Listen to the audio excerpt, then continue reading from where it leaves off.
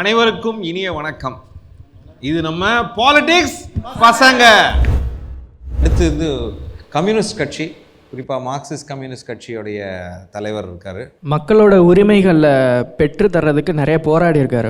அவர் ஒரு அன்காம்ப்ரமைஸ்டு தலைவராக நான் பார்க்குறேன். நிறைய விஷயங்களை முன்னாடி திமுக அலைன்ஸில் இருந்தாலும் ஒரு சில விஷயங்களை எதிர்த்து பேசக்கூடியவர், உடனே ப்ரெஸ்ஸில் ஓப்பனாக பேசக்கூடிய ஒரு ஆளாக பார்க்குறேன். இப்போ ரீசெண்டாக நடந்த தூய்மை பணியாளர்கள் போராட்டத்தில் முதல் குரல் கொடுத்தது கம்யூனிஸ்ட் தான். இன்னொன்று அவருடைய எளிமை மற்ற தலைவர்கள்ட்ட நான் பார்த்ததில்ல.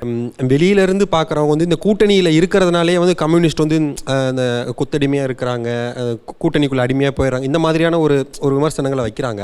ஆனால் கூட்டணிக்குள்ளே இருந்தே நிறைய விளிம்பு நிலை மக்களுக்கு, ஒடுக்கப்பட்ட மக்களுக்கு பிரச்சனை வரப்போ சண்முகமையா தான் முதல் குரலாக கூட்டணிக்குள்ளே இருந்தே கூட்டணி கட்சி ஆளுக்கூடிய கட்சிகளை பயங்கரமாக கார்த்தமாக விமர்சனம் பண்ணியிருக்கிறது சண்முகம் ஐயா. அதை நான் அதை ரொம்ப வரவேற்கிறேன். இது மாதிரி கூட்டணியில் இருக்கிறவங்களும் மக்களுக்கு ஒரு பிரச்சனை அப்படின்னா அரசுக்கு எதிரான நிலைப்பாட்டை எடுக்கணுங்கிறத ஐயாவை பார்த்து நான் இப்படி தான் இருக்கணுங்கிற மாதிரி நான் பார்த்துருக்கேன் நிறைய விஷயம். அதே மாதிரி மறுப்பு திருமணம்னு ஒன்று இருக்குல்ல, அது அவங்க கட்சியிலே சாதி திருமணம்னு சொல்கிறாங்களே, அது அவங்க சாதி மறுப்பு திருமணம். அந்த திருமணத்தை அவங்க கட்சியிலே நடத்தலான்னு சொல்லி ஓப்பன் டாஸ்காக வெளியிட்டிருக்காங்க.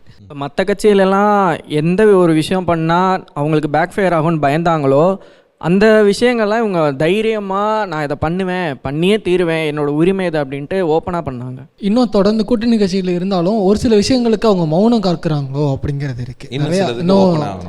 அந்த கட்சியை வேற ஒரு நோக்கத்தில் பயன்படுத்துகிறாங்கன்னு எனக்கு தோணுது.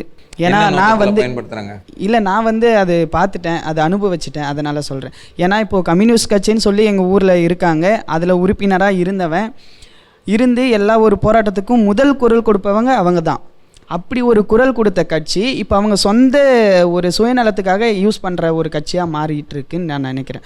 ஏன்னா என்னுடைய ஊர்லேருந்து அவங்க என்ன தப்பு பண்ணியிருந்தாலும் பிரச்சனை இல்லை, அந்த கட்சி மூலயமா அந்த தப்புலேருந்து வெளிவரணும்னு தான் நினைக்கிறாங்களே தவிர ஒரு நல்ல மனிதனை எந்த அளவு இழிவுபடுத்த முடியுமோ இழிவுபடுத்தி அவங்கள வெளியில் அனுப்பலாம் அப்படின்னு சொல்லக்கூடிய ஒரு முறை அந்த கட்சியிலேருந்து இப்போ வந்ததுனால எனக்கு அந்த கட்சியை வெறுக்கக்கூடிய ஒரு மனநிலைமையில் நான் இருக்கேன். ஓகே. இன்னொன்று டிரான்ஸ்பரண்ட்டாக இல்லை, அங்கே உள்ள நல்லது நடந்தாலுமே கெட்டது நடந்தாலுமே நம்மளுக்கு வெளியே தெரிய மாட்டேங்குது.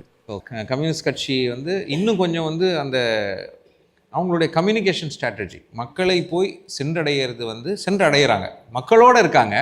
ஆனால் மக்களோட இருந்தோம் இதை அவங்களுக்கு எந்த பயனும் இல்லாத செய்தியை பல இடத்துக்கு கொண்டு போய் சேர்த்தாதான் அது.